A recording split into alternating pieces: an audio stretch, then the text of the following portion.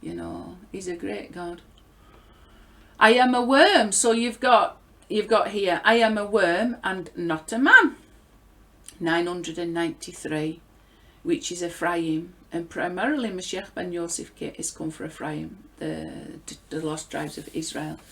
Okay, so we've got 120, which is exactly the same as Eliyahu Hanavi. I think we're going to go and have a look at that as well, because this is a very significant number. This is all related to truth. Eliyahu Hanavi comes to reveal the truth to Yaakov.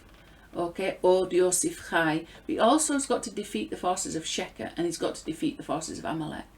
Because these are the forces that prevail until truth prevails. Shekah, falsehood, and Amalek, doubt. Doubting what? Doubting the Moshiach of YHWH. Doubting YHWH.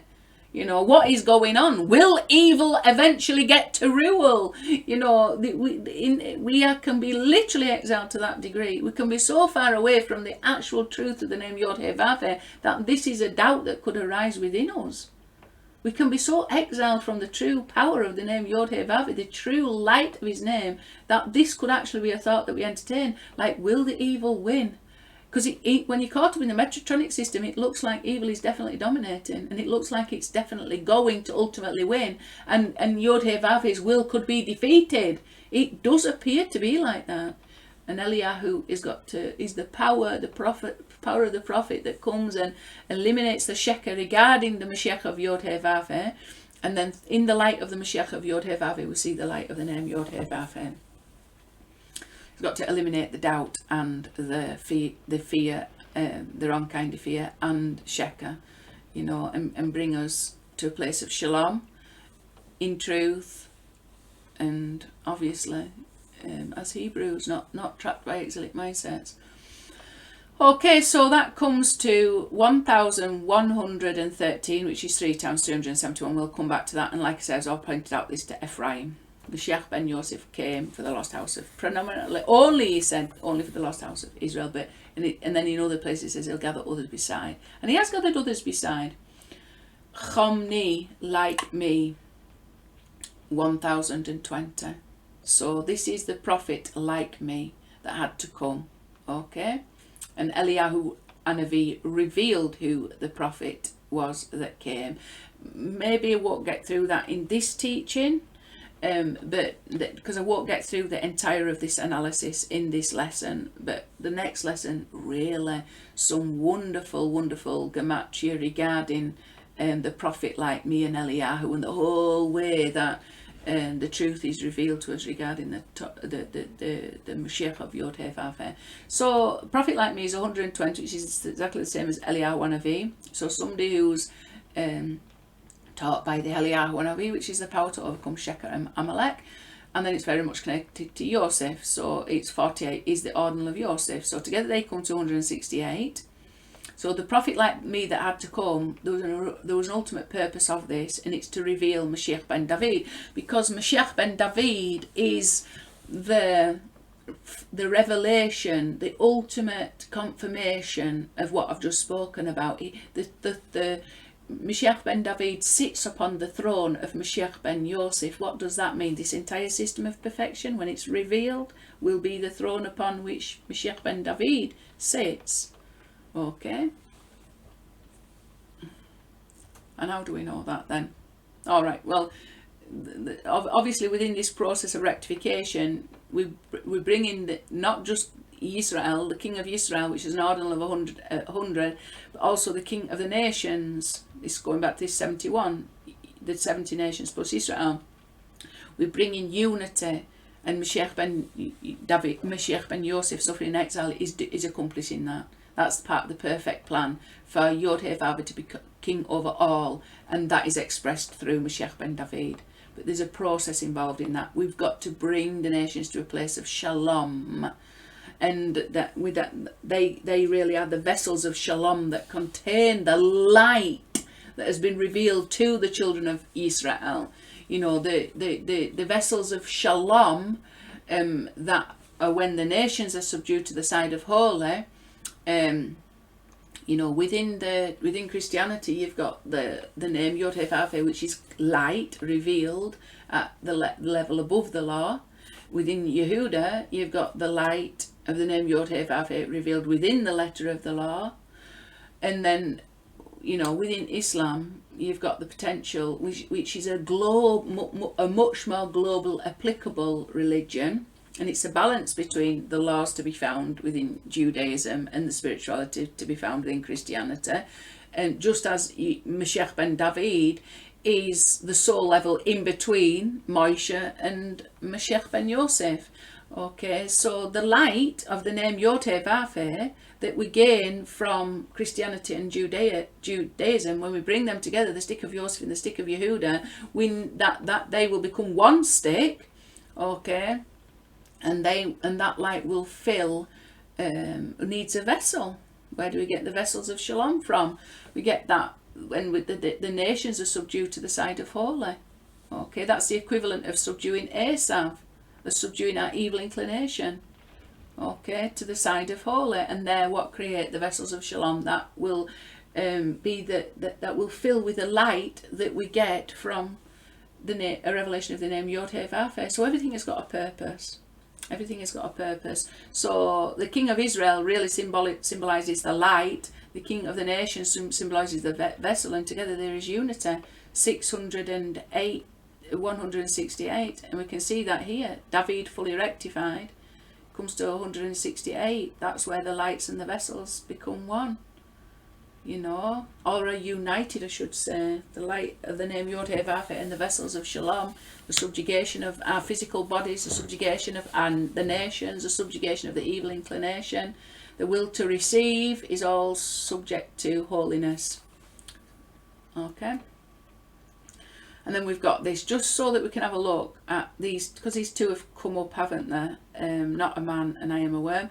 But I am a worm and not a man, a reproach of man, despised by people. So that's from Psalm 22:6. Ordinal value 316, which is Yeshu.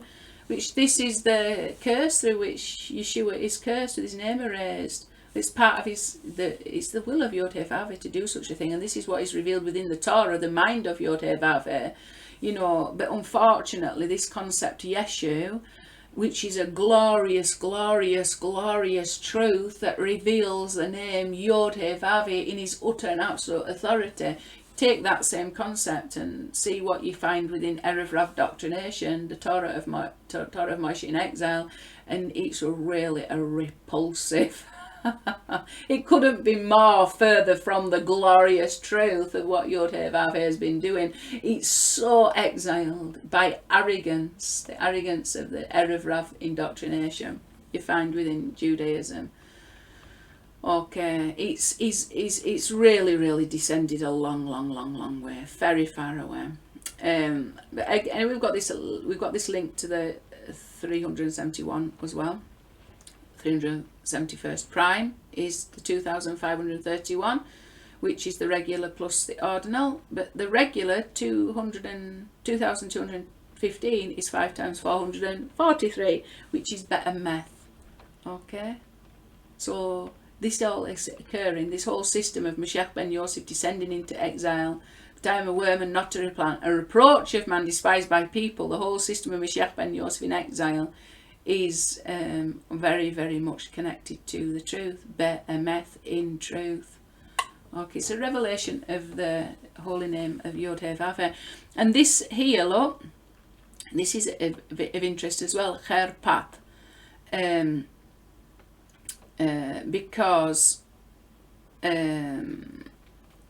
this, to be despised, you've got these three letters, Chet, Resh, Peh, and according to the sages, the Moshiach is the whole purpose of creation is to redeem the fallen sparks of holiness, and this is used in the word. This is deduced from the word where the Spirit of God is hovering over the waters, and that hovering over the waters contains the same letters, Chet, Resh, Peh. And the rabbis say this is like the soul of Moshiach hovering over the waters in order to draw out the 288 fallen sparks of holiness. And what do the letters Chet, Resh, Peh add up to? 288. So we can even see just here there's a link to this whole purpose of creation, to draw out from the depths of this exile those 288 lost holy sparks. And it's not literally 288 sparks. These again are massive realities, you know. They're not small things, they're very, very massive and profound things, deeply Kabbalistic. And Abraham said, God will provide for himself the lamb for the burnt offering, my son. And they both went together. That's Genesis 22:8. So that goes to 1855, which is a regular, that's the regular, and it's 5 times 271. So we're connected up to here. I am a worm, and we're also connected to here. The whole concept of Moshiach ben Yosef, and that is where we find the whole concept of Moshiach ben Yosef and Yeshu within Torah. Okay, but look at the ordinal. 424, which is the regular of Moshiach ben David. Okay, so he is the throne, Moshiach ben Yosef is the throne with which Moshiach ben David will sit upon. Okay, so how can we see that it's related to Yeshu, the concept of Moshiach ben Yosef in exile? Because we've got this, look, YHWH shnehem yachdav, and the two of them went together. Okay, and letters spell Yeshu. Yod, Shin, Vav, and that's the curse with which Yeshua is cursed. And he's cursed with the curse, Yimach Shemo Zikro, may his name be erased in his memory. And we will come across that during this analysis. I don't know whether we'll do it today. It's all very significant. Even here, 43 times 53. Okay, once we've added on the concept of Moshiach ben David, we've got 43 times 53. What's 43? That's Esav. That's the ordinal of Esav. So we are in a process of rectifying Esav. We're rectifying physical reality. We're rectifying the nations, so that YHWH is king over physical reality as well as spiritual reality. Okay, king over Israel as well as king over the nations. King over Yaakov as well, the body and the soul. So Esav represents the body, the vessels, if you like, and Yaakov represents the soul. What's 53? That's Yaakov rectified. When Eliyahu, Anavi, gives him the truth, Od Yosef Chai, that's the letter Vav. 5 times in Tanakh, Eliyahu has got a missing Vav. Okay, see this Vav from Eliyahu, it's missing. And 5 times in Tanakh, Yaakov has got an additional letter Vav. And when you put the additional letter Vav in Yaakov's name, it goes from 47 ordinally to 53 ordinally. So this is Yaakov and Esav finally united, body and soul finally united, Israel and the nations finally united, and it all comes via the whole concept of Moshiach ben David, Moshiach ben Yosef, that reveals ultimately Moshiach ben David. Okay, plus Yeshua, fully, that Yeshua, the ordinal of Yeshua, is also 53. It's just all related and it's all glorious. And the Lord shall become king over all the earth. On that day shall the Lord be one, and his name one.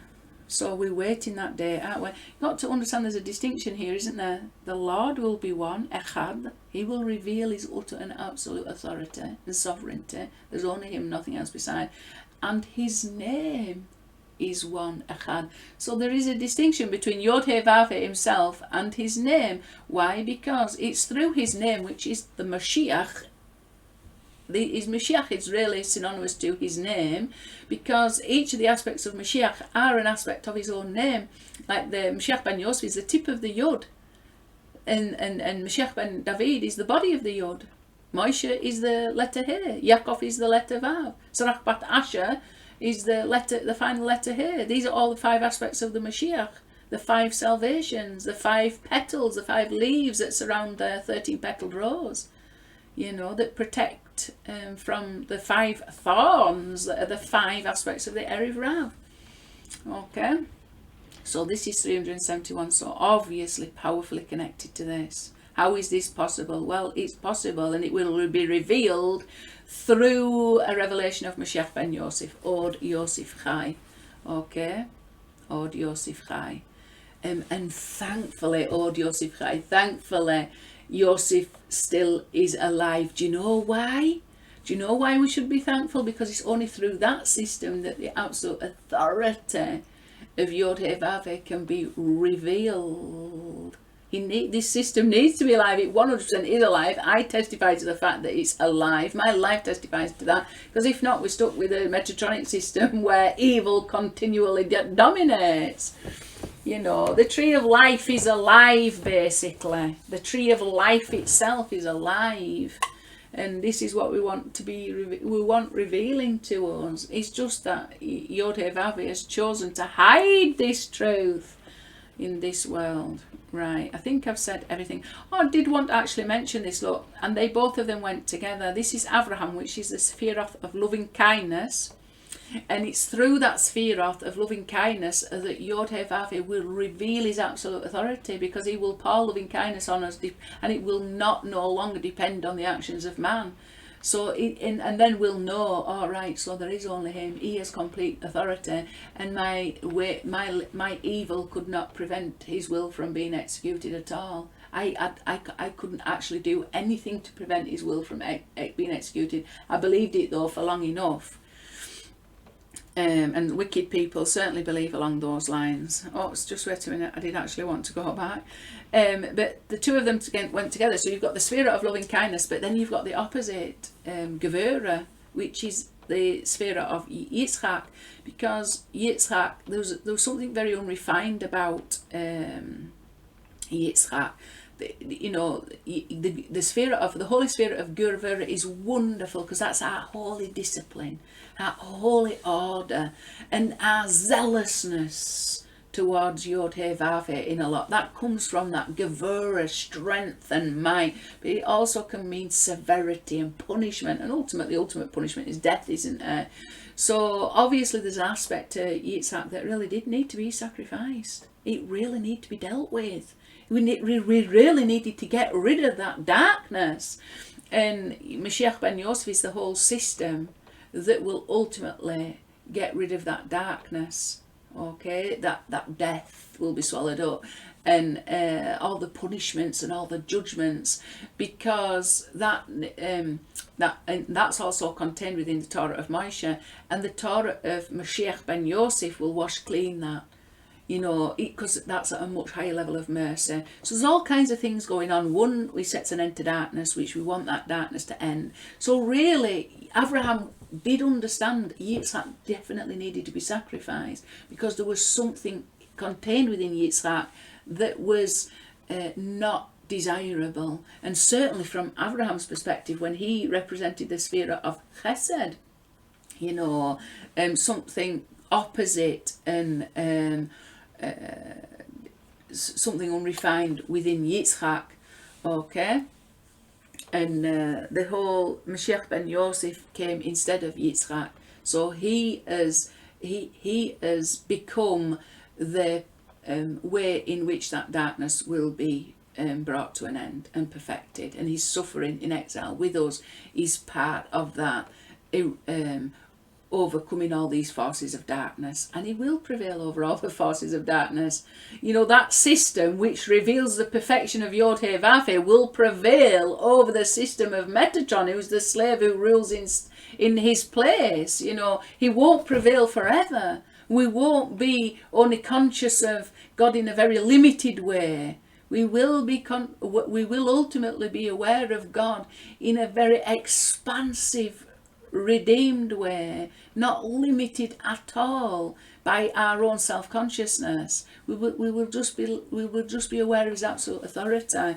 Okay, so there's a process involved in that, and we've got to eliminate all those darknesses and bring those to an end in order to truly experience the absolute sovereignty of YHWH. And like I say, the provision that YHWH made to eliminate those darknesses and that negative aspect of Gevurah that ultimately leads to death is Moshiach ben Yosef. So when people say, I am a whole saved person, like a Jew, I'm a completely saved person, I don't need to be redeemed. Okay, perhaps if you think about it, perhaps you need to be redeemed from this whole system of Metatron. And the only way that YHWH, the only provision that YHWH is made for that is Moshiach ben Yosef. to attach to that system, to that hidden system. So all the Jews have got to let go of that Metatronic system that they are enslaved to at this time. If they want to be a part of YHWH's revelation of his absolute sovereignty and redeemed, they're going to have to let go of that exile.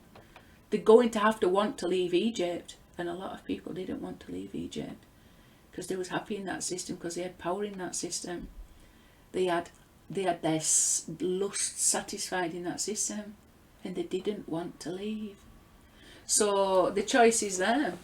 If you want to attach to the hidden system that reveals the absolute authority of the name YHWH in truth, and you want to have a Hebraic mindset, and through the Hebraic mindset draw close to the name YHWH in truth, you're going to have to leave the exile that you're exiled into, whether that's Erev Rav Judaism, whether that's Edomite Christianity, or whether that's Ishmaelite Islam, Ishmaelite dominated Islam.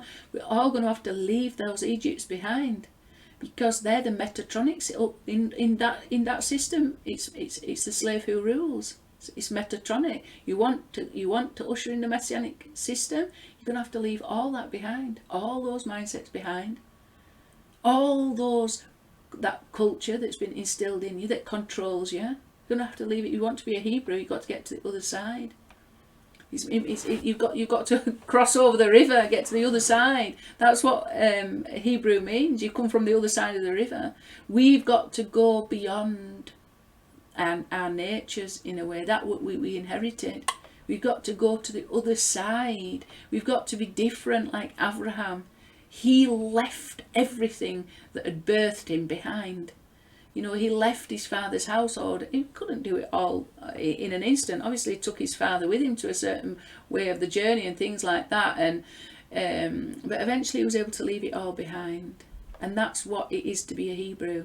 We leave it all behind for the sake of the name YHWH to be revealed.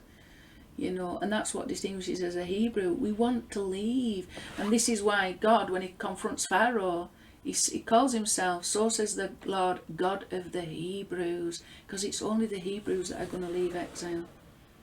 Nobody else is going to leave. They're happy there. They want that system to prevail, because in that system they feel they are something. You know, they cannot nullify themselves to the absolute authority of the name YHWH. And this is ego that prevents them from doing that.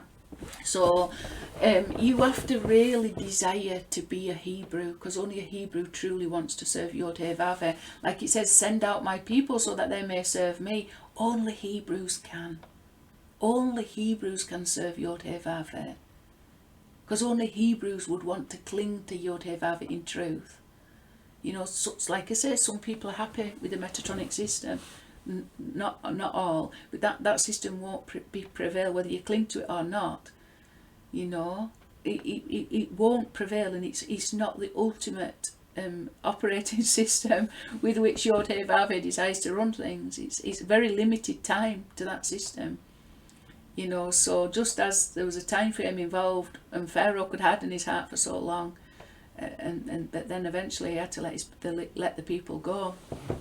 But like I say, it's only the Hebrews coming out, so we've got to desire to become a Hebrew. We've got to desire to become a Hebrew in truth, so we can say like Yonah, Ivri Onachi, and like I've pointed out this loads of times, Yonah is the sign that Moshiach ben Yosef gave to a wicked and adulterous generation. It's a perfect sign. Why? Because of all, he's embedded in absolutely, the whole Torah is embedded with the gematria of Yonah, and all the concept of the whole story of Yonah is very much related to the concept of Moshiach ben Yosef descending into exile, and overcoming death and things like that, which is symbolic of the belly of the whale. And there's all kinds of analogies, but I mean, that's a wonderful one, isn't it? When Yonah says, I am a Hebrew. You know, that's what we should be able to say. Anachi Ivri. You know, and we should desire that greatly. Because it brings us peace, it's the truth. Right, so now we're going to have a look at the fact that Hebrew